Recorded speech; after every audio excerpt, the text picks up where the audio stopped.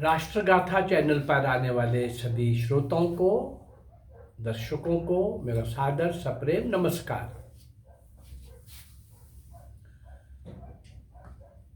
1757 से 1947 190 वर्ष का कालखंड। इस बीच में जिन क्रांतिवीरों ने, वीरांगनों ने, नायक नायिकाओं ने अपना सर्वस्व निछावर किया भारत माँ की स्वतंत्रता की बेड़ियां काटने के लिए, हम सब आज स्वतंत्र भारत में सांस ले पा रहे हैं उनके बलिदान के कारण। जवानी लुटा दी, अपने जीवन का बहुत वो समय जब हर कोई उड़ना चाहता है और ये उड़ रहे थे दूसरे लोग जाने के लिए, फांसी के तख्तों पर झूलने के लिए, बहुत कष्टकारक सजाएं भुगतने के लिए सशस्त्र चुनौती दे रहे थे ब्रिटिश सरकार को, भारत की उस ब्रिटिश सरकार को जिस ब्रिटिश सरकार का आधी से ज़्यादा दुनिया में सूरज नहीं डूबता था। सशस्त्र चुनौती देने का मतलब था कि अपने लिए तो हमेशा ही जान हथेली पर रख करके ये लोग आगे बढ़ा करते थे।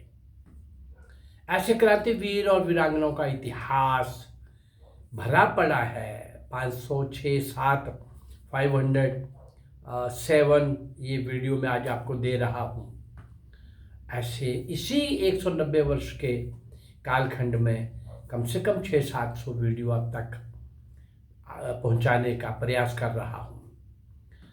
तो अभी ऐसे किनको दे रहा हूँ जो कुछ ज्ञात, कुछ अल्प ज्ञात और अधिकांश लोग, वो महापुरुष, वो क्रांतिवीर मैंने आपके सामने लाए हैं जिनको कोई नहीं जानता, अज्ञात, पूर्ण रूप से अज्ञात।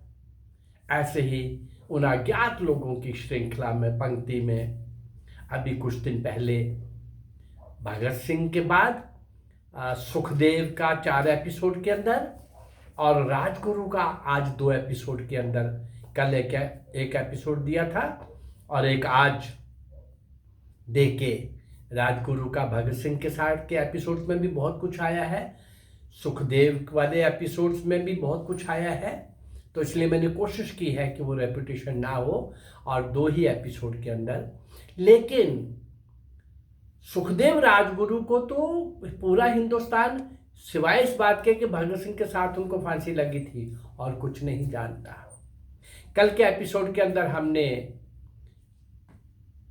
शिवराम हरि राजगुरु, जो छोटे नाम राजगुरु के साथ के नाम से ही प्रसिद्ध हुए, कल हमने देखा कि किस प्रकार वो सैंडर्स के बद में चंद्रशेखर कहाँ खड़े थे, भगत सिंह राजगुरु क्या कर रहे थे, जयगोपाल क्या कर रहा था, कैसे वहाँ से निकले, कहाँ पहुँचे, कैसे निकलना था, क्या क्या हुआ, ये कल हमने सुना और देखा।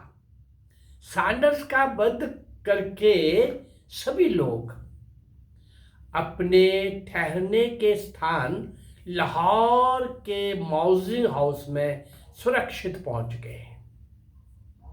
पुलिस ने पूरे शहर में नाकाबंदी कर रखी थी। अब समस्या ये आ गई कि ये सब लोग लाहौर के बाहर कैसे जाएं। ये तय हुआ कि चंद्रशेखर आजाद एक पंडे का रूप धारण करके तीर्थ यात्रियों का दल बनाकर, ग्रुप बनाकर, हरे राम हरे कृष्ण, हरे राम हरे कृष्ण करते हुए वो बाहर निकल जाएं शहर से। जैसे यात्री लोग जाते हैं भक्ति के सारे उस माहौल के अंदर, वैसा ही वेश, वैसे ही गीत, वैसे ही भजन और हरे राम हरे कृष्ण सब बोलते हुए वो निकल जाए। भगत सिंह ने फौजी ऑफिसर का रूप धारण कर लिया और उनके साथ भगवती चरण की पत्नी दुर्गा देवी, दुर्गा भाभी, वो भगत सिंह की पत्नी के रूप में आ गई साथ में, और 3 साल का बच्चा शिजेंद्र, दुर्गा भाभी का, वो भगत सिंह की गोद में बैठ गया। यानी पति पत्नी बच्चा, इस रूप में अब अभिनय करना था, नाटक करना था, तो कुछ बाहर निकलना था, तो पूरी तरह से नाकेबंदी थी। और इस प्रकार से ये तो सब हो गया। अब राजगुरु, राजगुरु की शक्ल सूरत कुछ साधारण सी थी। तो उसने भगत सिंह के नौकर का रूप धारण करके वो अभिनय किया, नौकर का। और इस प्रकार पुलिस की आंखों में धूल झोंक कर लाहौर से बाहर निकल गए। लखनऊ तक तो सब लोग एक साथ इकट्ठे गए। उसके बाद वहां से भगत सिंह और दुर्गा भाभी तो कलकत्ता चले गए और राजगुरु आगरा पहुंच गया। कुछ दिन बाद सभी लोग आगरा में एकत्रित हो गए और वहां बम का कारखाना खोलकर बम बनाने लगे। कुछ दिन बाद ब्रिटिश हुकूमत ने जन सुरक्षा बिल और औद्योगिक विकास बिल, विकास बिल, ये दोनों पेश करके उनको कानून के रूप में परिणत करना चाहा। लेकिन क्रांतिकारियों ने इन काले कानूनों का विरोध करने के लिए ये तय किया कि जिस दिन ये बिल असेंबली में पेश किए जाए उसी दिन विधान परिषद में बम विस्फोट कर दिए जाए। और ये भी निश्चय हुआ कि भगत सिंह और बुटकेश्वर दत्त असेंबली में बम विस्फोट करके अपनी गिरफ्तारी दें। राजगुरु को जब इसकी सूचना मिली तो बलिदान का अवसर हाथ से जाता देखकर बहुत छटपटाया, बहुत छटपटाया। उसने चंद्रशेखर आजाद से जाकर बहस की, आप भगत सिंह को क्यों भेज रहे हो? आप मुझे क्यों नहीं भेज रहे इस काम के लिए? जो काम वो कर सकता है वो क्या मैं नहीं कर सकता? मैं भी कर सकता हूं। चंद्रशेखर आजाद ने राजगुरु को समझाने की कोशिश की, भाई केंद्रीय समिति ने निर्णय लिया है और उस निर्णय के पीछे भाव ये है कि वो इंग्लिश में जब वो वहाँ स्टेटमेंट देनी होगी कोर्ट में, और बहस भी कर लेगा, बोल भी लेगा, और उसकी स्टेटमेंट दुनिया के लिए प्रचार का विषय भी बनेगी। और इसने क्या बोला राजगुरु ने, जो कुछ भगत सिंह ने बोलना है आप मुझे पहले से ही दे दो, लिख के दे दो, वर्ड बाय वर्ड मैं वैसे ही बोल दूंगा, रट लूंगा, याद कर लूंगा। भूत सवार है बलिदान का, भगत सिंह से पीछे नहीं रहना है बलिदान में। और हर तरह से, और ये भी कहा कि भाई चंद्रशेखर आजाद ने राजगुरु को ये कहा कि देखो तुम सैंडर्स बर्ग के अंदर वांटेड हो पुलिस को, और तुम पकड़ ली जाएगी तो फांसी हो जाएगी। राजगुरु ने कहा उसमें तो भगत सिंह भी था, भगत सिंह के साथ भी ऐसा ही होगा, आप जो अफसर उसको दे रहे हो मुझे क्यों नहीं दे रहे? शुरू से ही ऐसे पिछले 4 एपिसोड के अंदर भी कई जगह एक राजगुरु को एक मन के अंदर था, जेलसी नहीं थी, पर उसको ये लगता था कि भाई मुझे इस भगत सिंह से बलिदान में पीछे नहीं रहना। और इस प्रकार से चंद्रशेखर आजाद राजगुरु के इश्के बलिदान देखकर दंग रह गए।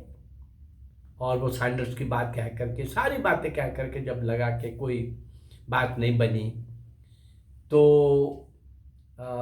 ये राजगुरु रूठ कर पूना चला गया। कुछ दिन बाद वहां गिरफ्तार कर लिया गया।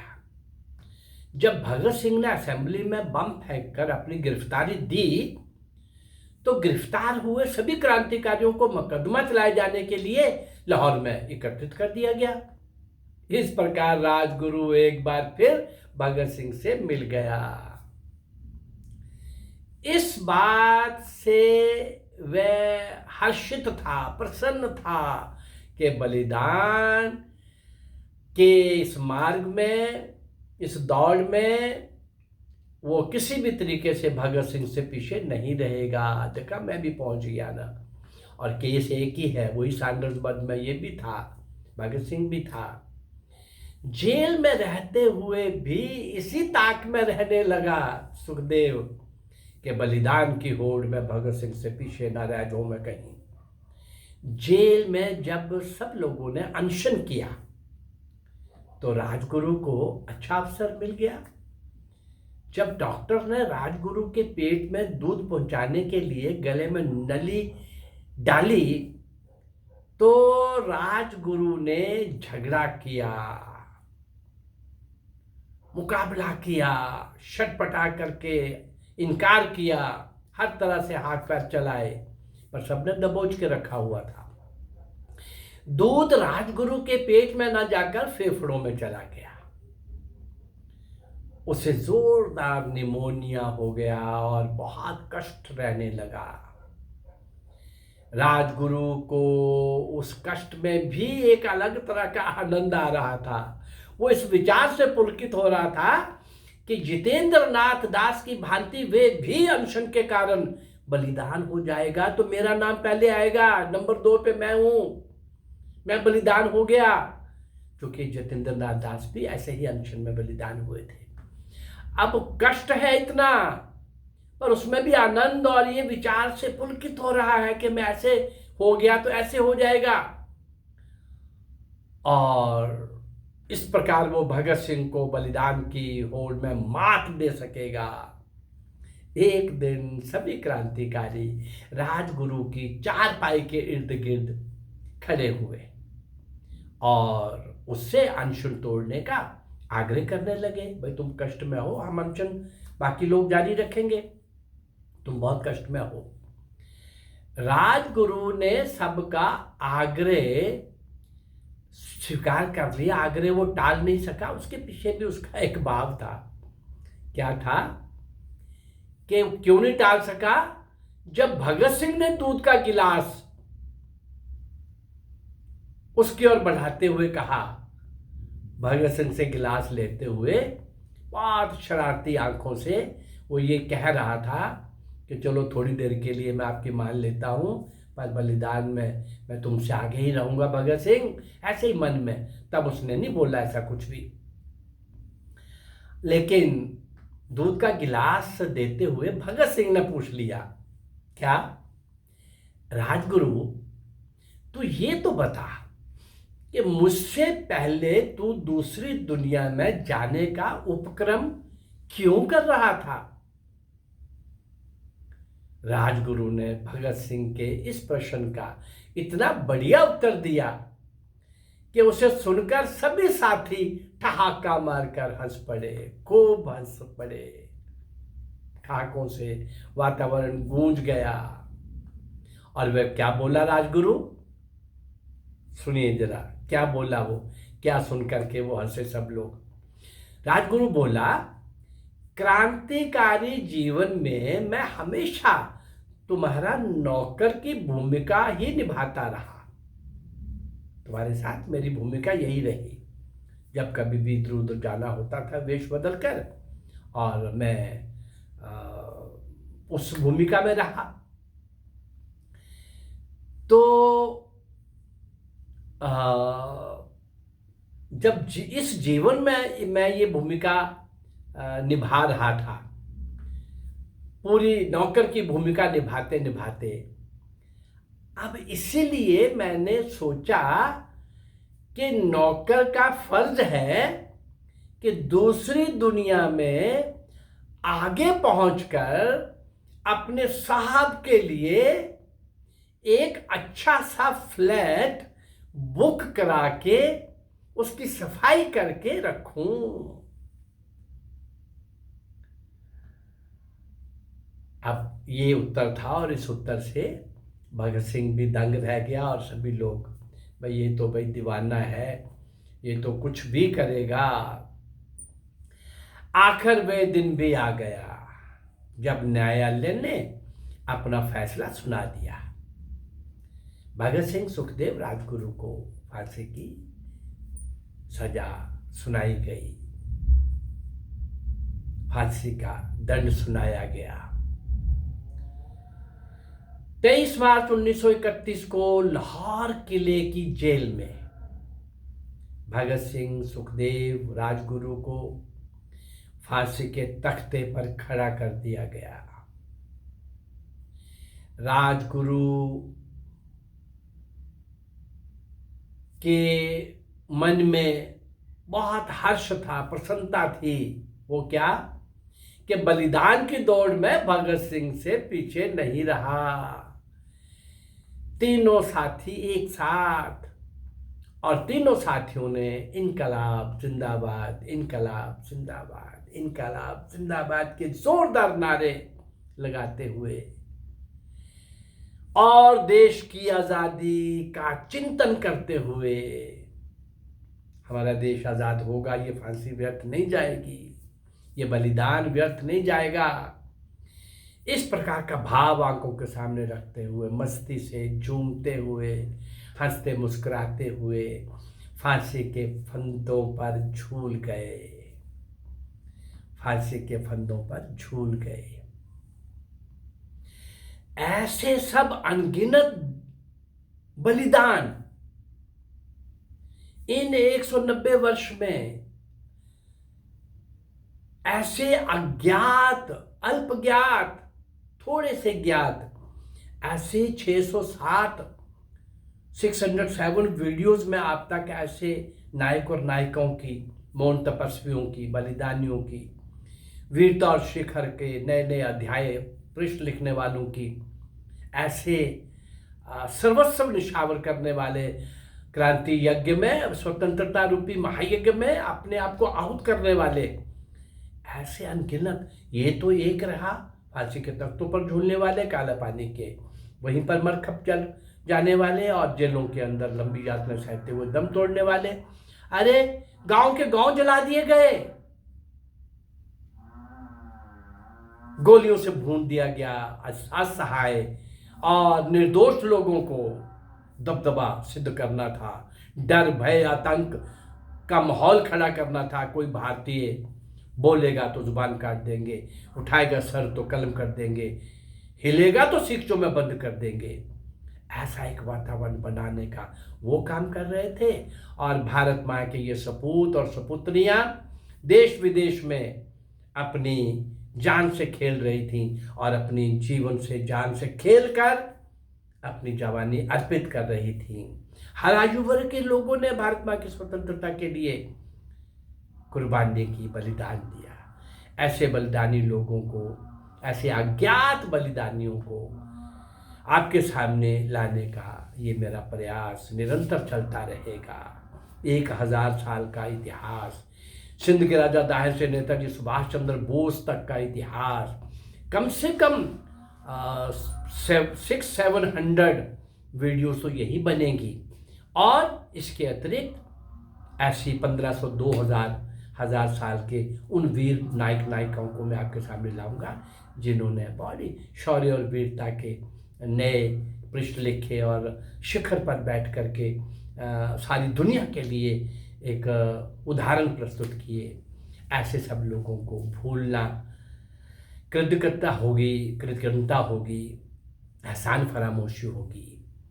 ऐसा कलंक हम नहीं लगने देंगे और ये निरंतर इन सब लोगों को इस चैनल के माध्यम से श्रद्धांजलि देने का काम निरंतर चल रहा है। अगर मेरा ये प्रयास आपको अच्छा लग रहा है तो इस चैनल को लाइक करिए, सब्सक्राइब करिए और शेयर करिए। नमस्कार, जय भारत, धन्यवाद।